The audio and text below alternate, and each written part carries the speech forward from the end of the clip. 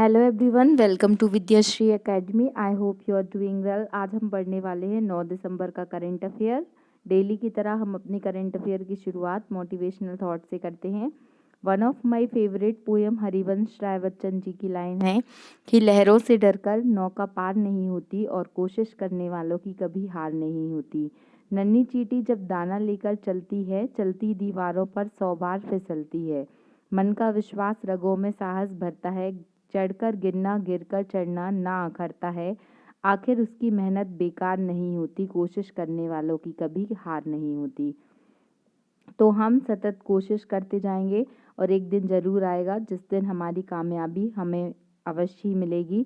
तो चलिए शुरुआत करते हैं, पढ़ते हैं और आगे बढ़ते हैं। 9 दिसंबर का करंट अफेयर विद्याश्री एकेडमी में मैं पूजा सिंह आप सभी का स्वागत करती हूँ। आज का जो फर्स्ट क्वेश्चन है वो है, फोर्ब्स के द्वारा सूची जारी की गई है 100 शक्तिशाली महिलाओं की। तो उनमें से कितनी भारतीय महिलाओं को शामिल किया गया है? तो 6 ऐसी भारतीय महिलाएं हैं जिन्हें शामिल किया गया है। उसमें से जो फर्स्ट, सेकंड और थर्ड, इनके नाम आपको इंटरनेशनल लेवल पर याद रखने हैं। जो फर्स्ट महिला हैं वो है उर्सुला वॉन डेर। ये यूरोपियन आयोग है, उसकी हेड है उर्सुला वॉन डेर, इनका नाम याद रखिएगा। सेकंड है क्रिस्टीन लेगार्ड और थर्ड है कमला हैरिस। कमला हैरिस जो यूएसए की वाइस प्रेसिडेंट है, इनका नाम आपने सुना ही होगा। और अगर हम भारतीय महिलाओं की बात करते हैं तो भारत की वित्त मंत्री श्रीमती निर्मला सीतारमन जी का रैंक आया है 36, जो कि इंडिया में फर्स्ट रैंक है। और जो सेकंड नंबर पे इंडिया में आए हैं, 54th रैंक प्राप्त किया है, वो है माधवीपुरी बुच।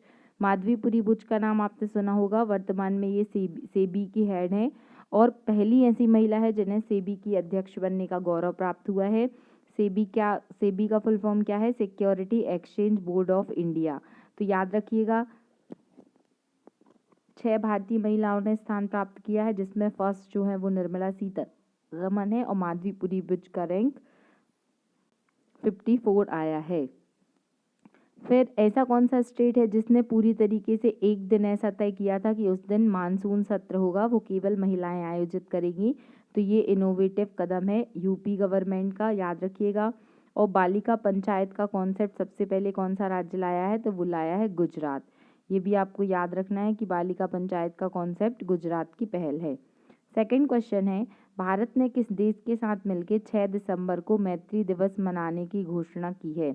तो आप सभी जानते हैं 6 दिसंबर 1971 को भारत ने घोषणा कर दी थी कि भारत को क्या किया जाएगा, भारत बांग्लादेश को क्या कहलाएगा, आज़ादी दिलाएगा और बांग्लादेश नामक देश बनेगा।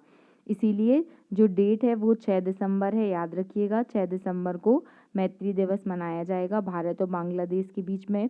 और फिर 10 दिन बाद 6 दिसंबर को घोषणा हुई थी और 16 दिसंबर को क्या हो गया था, बांग्लादेश का गठन हो गया था 1971 में। तो पाकिस्तान ने जो इंस्ट्रूमेंट ऑफ सरेंडर साइन किया था, ये भी आपको याद रखना है। बांग्लादेश जो है वो सबसे अधिक इंटरनेशनल बाउंड्री इंडिया के साथ क्या करता है, शेयर करता है। भारत बांग्लादेश के साथ कितने किलोमीटर की सीमा साझा करता है, ये आपको कमेंट बॉक्स में लिखकर बताना है। फिर जो 100वां संविधान संशोधन हुआ था वो 3 बीघा कॉरिडोर को लेकर था, जो कि भारत और बांग्लादेश के मध्य हुआ था, ये भी याद रखिएगा। थर्ड क्वेश्चन है कि भारतीय नौसेना व यूएसए की नेवी के बीच में एक युद्ध अभ्यास हुआ है, जो है संगम अभ्यास।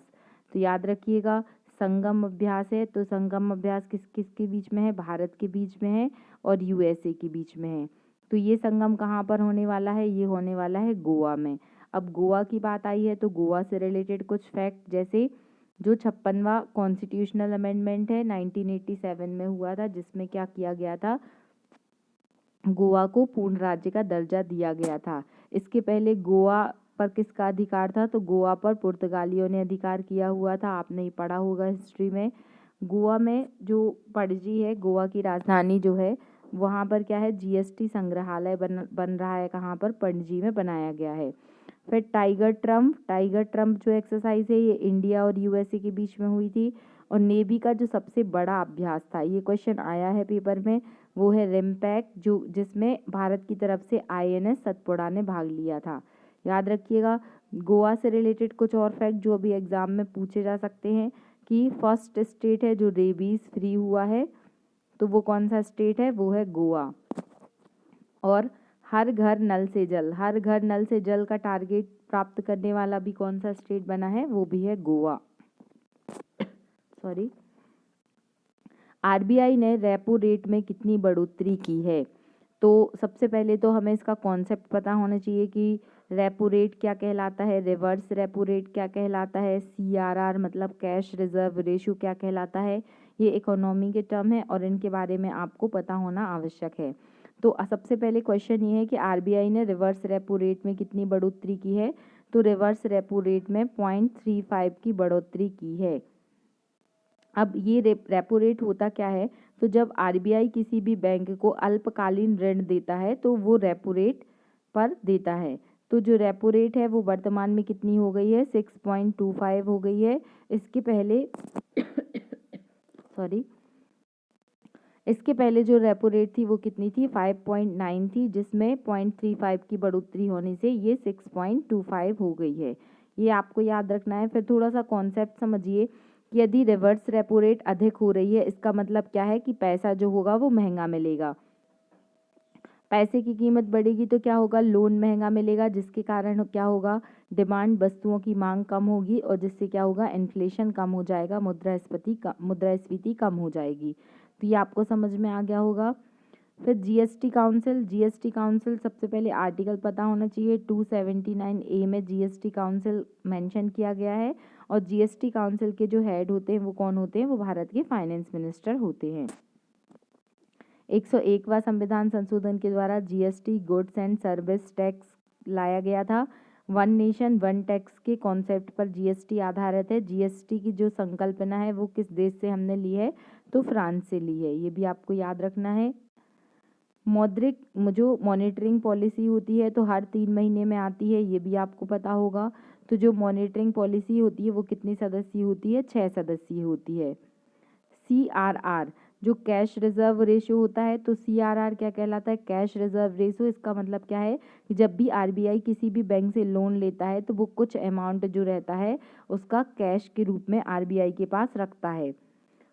अब एक क्वेश्चन और एग्जाम में आपसे कॉन्सेप्चुअल पूछा जा सकता है कि रिवर्स रेपो रेट और रेपो रेट में बड़ा कौन होता है? तो हमेशा याद रखिएगा, जो रिवर्स रेपो होता है वो रिवर्स रेपो रेट से क्या होता है, अधिक होता है। इसको भी याद रखना है। फिर नेक्स्ट क्वेश्चन है, चेन्नई में आयोजित ड्रोन कौशल प्रशिक्षण सम्मेलन का उद्घाटन कहाँ पर किया गया है? तो आपसे पहला क्वेश्चन तो यही बन सकता है कि ड्रोन कौशल प्रशिक्षण क्या है। ड्रोन कौशल प्रशिक्षण क्या है? तो ये कहाँ पर हो रहा है, चेन्नई में हो रहा है। और इसका उद्घाटन किसने किया है? तो अनुराग ठाकुर जी ने इसका उद्घाटन किया है। यहाँ पर एक स्टार्टअप है गरुण एरोस्पेस जो कि चेन्नई में है, यहाँ पर ये लॉन्च हुआ है। इसका उद्देश्य क्या है? इसका उद्देश्य है कि ड्रोन के द्वारा कीटनाशकों का छिड़काव करना, जिसके कारण क्या हो कि जो एग्रीकल्चर है उसमें बहुत अधिक सहूलियत हो जाएगी। एक क्वेश्चन और पेपर में पूछा गया था अभी रिसेंटली कि ऑपरेशन 777 क्या है? तो ऑपरेशन 777 के द्वारा जो भारत में टोटल जिले हैं उनकी संख्या 777 है, सॉरी यहाँ पर 7 है। तो इन जिलों को ड्रोन का यूज़ करके एग्रीकल्चर में और अन्य चीज़ों में ड्रोन का यूज़ करना है। अब चूंकि बात ड्रोन की आई है तो कुछ फैक्ट डिस्कस करते हैं। जैसे ड्रोन पॉलिसी बनाने वाला जो फर्स्ट स्टेट बना है वो कौन सा है, वो हिमाचल प्रदेश है। और ड्रोन के द्वारा वैक्सीन और दवाइयाँ पहुँचाने वाला कौन सा राज्य बना है, उत्तराखंड बना है। और ड्रोन स्कूल एमपी में कहाँ पर ड्रोन स्कूल खुलने वाला है, ये आपको कमेंट बॉक्स में लिखकर बताना है। फिर नेक्स्ट क्वेश्चन है अबुआ बुगिन हुदमो, ये जनजातीय भाषा है झारखंड की, इसलिए थोड़ा सा अलग नाम है। इसका मतलब क्या होता है, हमारा स्वास्थ्य शिविर। इसका आयोजन कहाँ पर किया गया है, झारखंड से किया गया है। अब झारखंड की बात आई है तो झारखंड से रिलेटेड फैक्ट, जैसे कि सरहुल फेस्टिवल का आयोजन कहाँ पर किया जाता है, तो झारखंड में किया जाता है। फिर हुंडरू जो वाटरफॉल है वो किस नदी पर है, वो स्वर्णरेखा नदी पर है। एक क्वेश्चन और एग्जाम में पूछा गया था कि जो जमशेदपुर किस नदी के किनारे है, तो ये भी स्वर्णरेखा नदी के किनारे है। अब झारखंड से एक बहुत ही महत्वपूर्ण योजना, जो झारखंड की राजधानी रांची है वहाँ से 23 सितंबर 2018 को क्या हुई थी, आयुष्मान भारत योजना का शुभारंभ यहीं से हुआ था। आयुष्मान भारत योजना के तहत स्वास्थ्य के लिए क्या दिया जाएगा, 5 लाख रुपए तक का बीमा किया जाएगा, ये भी आपको याद रखना है। और आयुष्मान भारत योजना बहुत महत्वपूर्ण है, इसके बारे में आप डिटेल में पढ़ लीजिएगा। फिर नेक्स्ट क्वेश्चन है कि अंतर्राष्ट्रीय पैकमैक एशिया सम्मेलन 2022 का आयोजन कहाँ पर किया गया है। तो ये अंतर्राष्ट्रीय पैकमैक एशिया सम्मेलन है, इसका आयोजन मुंबई में किया गया है। अब ये क्या है, इसको थोड़ा समझ लीजिए कि जो इंटरनेशनल पैकेजिंग के नियम है, जो भी पैकेजिंग होती है, तो इसके लिए जो इंटरनेशनल मापक बनाए गए हैं उसके आधार पे इंडिया में भी क्या हो, पैकिंग सारी एशिया में भी हो, इसीलिए ये सम्मेलन हुआ है मुंबई में, इसको याद रखिएगा। फिर नेक्स्ट क्वेश्चन है कि यूनिवर्सल हेल्थ कवरेज डे कब मनाया जाएगा। 12 दिसंबर, ये डेट आपको याद रखना है। क्या होगा इस दिन, यूनिवर्सल हेल्थ कवरेज डे मनाया जाएगा। तो इसका आयोजन कहाँ पर होना है, इसका आयोजन वाराणसी में होना है। ये बहुत ही महत्वपूर्ण समिट है, जो डे का मनाया जा रहा है वो बहुत ही महत्वपूर्ण है, universal health coverage day. Varanasi में है, ये वाराणसी में होने वाला है। और इसका उद्घाटन कौन करेंगी, तो यूपी की जो राज्यपाल हैं वर्तमान में, आनंदीबेन पटेल।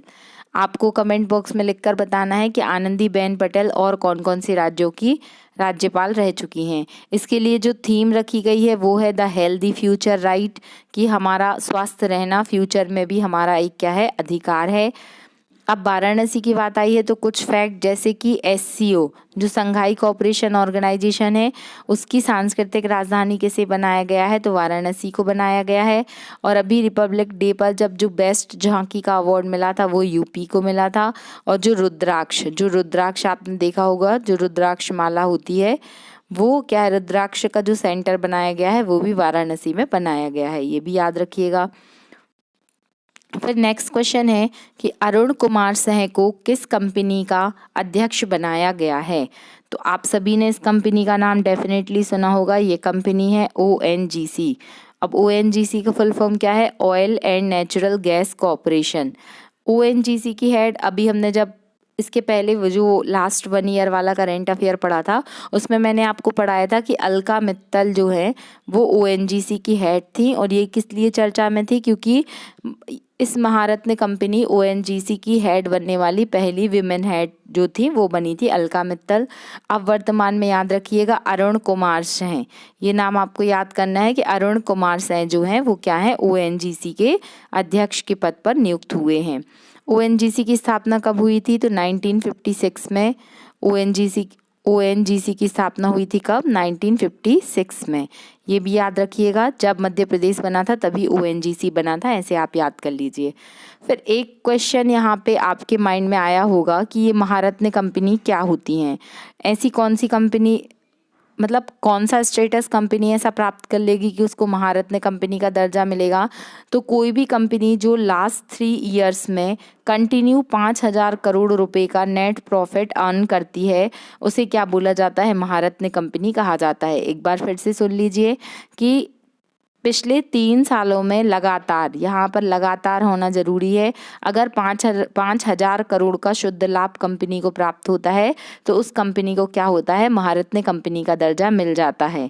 एक क्वेश्चन और आपसे पूछा जा सकता है कि वर्तमान में कितनी महारत्न कंपनियां हैं, तो 12 कंपनियां हैं महारत्न कंपनियां। जो 12वीं महारत्न कंपनी बनी है ये भी आपसे पूछा जा सकता है, रूरल इलेक्ट्रिफिकेशन जो कंपनी है उसे 12वीं महारत्न कंपनी का दर्जा मिला है।